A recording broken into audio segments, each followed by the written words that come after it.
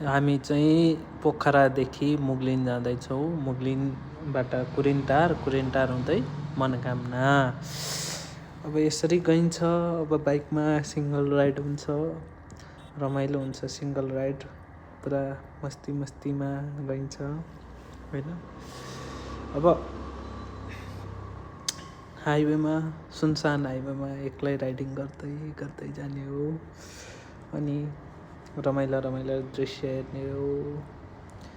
खुबसुर्तीको नजारा भन्छ नि, खुबसुर्ती प्रकृतिले दिएको यति राम्रो खुबसुर्तीको नजारा हेर्दै जाने हो होइन।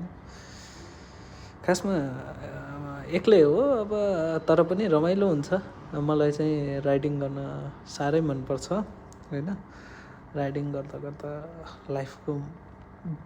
लाइफको मजा भनेको राइडिङ गर्नमा बिताउन मन लाग्छ कि, त्यो भएको भएर होइन। अब खुसी लाग्छ जब राइडिङ गर्छु होइन। टाइम गएको थाहा हुँदैन होइन।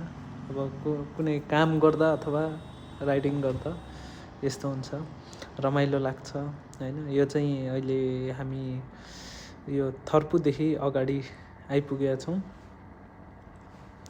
अब लगभग दमौली आउन बेला भयो होइन। दमौलीसम्मको भिडियो त छैन, किनभने त्यति लामो भिडियो बनाएर कसैले हेर्दैन। छोटो भिडियो बनाउने, छोटो मिठो भन्ने उदाहरण छ नि, त्यस्तै हो।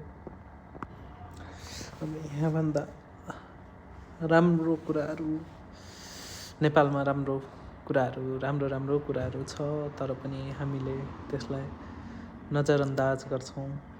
त्यो राम्रो कुरालाई हेरेर यो रमणीय दृश्य विदेश गएकालाई यही रोडमा कति आउन मन लाग्छ होला होइन।